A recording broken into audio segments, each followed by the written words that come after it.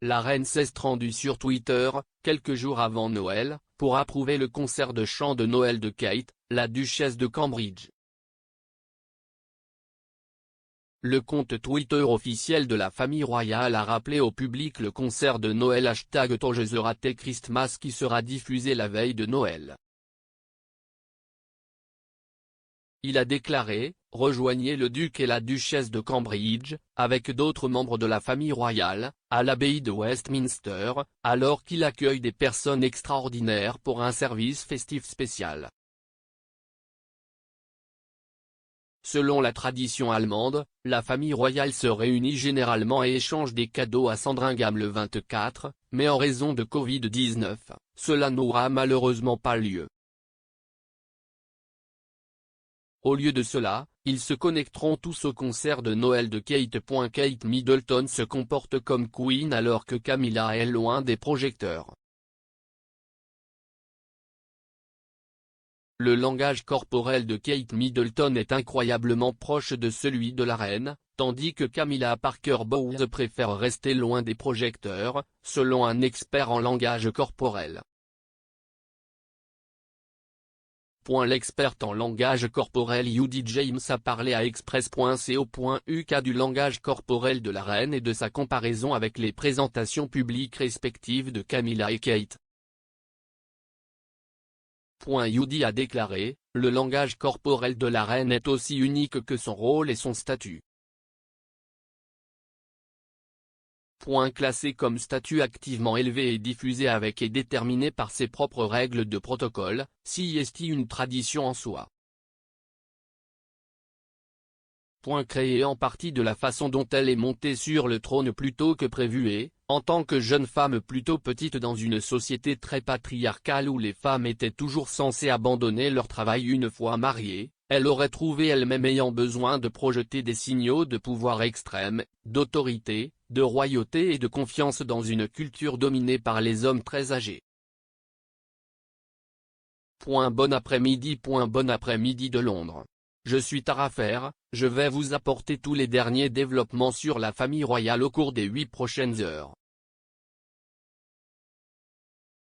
N'hésitez pas à me contacter pendant que je travaille si vous avez une histoire ou des conseils à partager. Vos pensées sont toujours les bienvenues. Sarah Ferguson attend avec impatience son premier Noël en tant que grand-mère. Sarah Ferguson a révélé ses projets de Noël pour voir ses petits-enfants et a expliqué à quel point devenir grand-mère avait été merveilleux.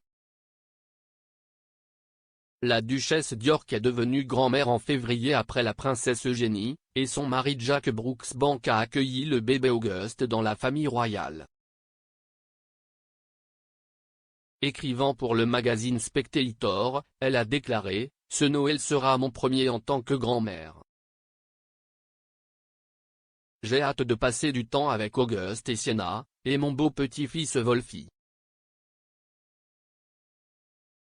Ils semblent tous trouver mon énergie déjà hilarante, ce qui est bon pour l'âme. »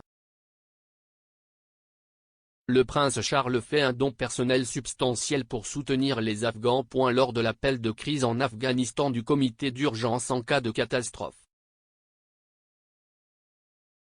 Le prince Charles a déclaré « La situation en Afghanistan est vraiment catastrophique. » Hier, une source royale de haut rang a ensuite révélé que le prince Charles avait fait un don personnel substantiel à un appel de crise pour l'Afghanistan qui a permis de récolter plus de 17,5 millions de livres sterling en 5 jours. L'interview de Meghan et Harry qui a eu lieu alors que Philippe était à l'hôpital ne l'a pas dérangé.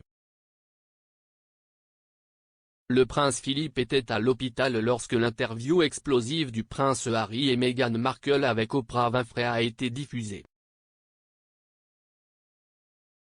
De nombreux médias ont déclaré que le moment de leur entretien était insensible, car la famille royale s'inquiéterait déjà pour la santé du duc.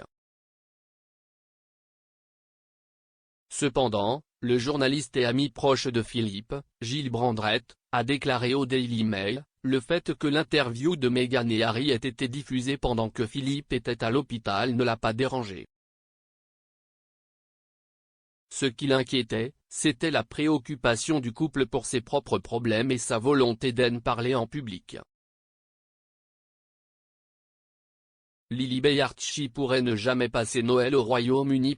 La reine Elisabeth II ne pourra peut-être jamais accueillir ses arrière-petits-enfants, Lilibet Diana et Archie Harrison, pour fêter Noël à Sandringham, selon un journaliste royal. Il y avait des spéculations que les plans de cette année pourraient inclure les enfants de Harry et Meghan, Archie et Lilibet. Cependant, la réunion de famille traditionnelle a été annulée pour une deuxième année au milieu de la propagation rapide des Omicron. La journaliste royale Daniela Halsey a maintenant affirmé qu'elle doutait que les jeunes Sussex se réveillent un jour à Sandringham le matin de Noël. Elle a déclaré, Archie, le fils d'Harry et Meghan, qui est sur le point de profiter de son troisième Noël, n'a jamais passé les vacances au Royaume-Uni ou avec la famille de son père. Malheureusement, au rythme où vont les choses, il ne le pourrait jamais. La raison pour laquelle la reine ne peut jamais révéler la volonté du prince Philippe. L'une des raisons pour lesquelles le testament de feu le duc ne doit pas être rendu public avant au moins 90 ans est de protéger la position du souverain. Le juge Sir Andrew MacFarlane a déclaré que cela devait rester secret pour protéger la dignité et la position debout de la reine. Sir Andrew a déclaré à la BBC, « J'ai estimé qu'en raison de la position constitutionnelle du souverain, il est approprié d'avoir une pratique spéciale en ce qui concerne les testaments royaux. Il est nécessaire d'améliorer la protection accordée aux aspects vraiment privés de la vie de ce groupe limité d'individus afin de maintenir la dignité de la souveraine et des membres proches de sa famille. » Camilla a fait face à la difficulté de Noël. Camilla, duchesse de Cornouailles, ne profitera pas des célébrations de Noël à Sandringham cette année. C'est parce que la reine a annulé le rassemblement annuel de la famille dans son domaine de Norfolk en raison de problèmes de coronavirus. C'est la deuxième fois que la pandémie l'oblige à annuler les célébrations de Sandringham. Cependant, Camilla a ses propres problèmes avec Noël à Sandringham. Strictly Come Dancing est censé être l'émission télévisée préférée de la duchesse et les années précédentes, selon le Daily Mail, Camilla a dû quitter Sandringham plus tôt pour pouvoir regarder l'émission dans sa propriété de Rye-Mill. Bonjour. Bonjour, je suis Rachel Hagan et je vous apporterai tous les derniers développements sur la famille royale, ce matin. N'hésitez pas à me contacter pendant que je travaille si vous avez une histoire ou des conseils à partager. Vos pensées sont toujours les bienvenues.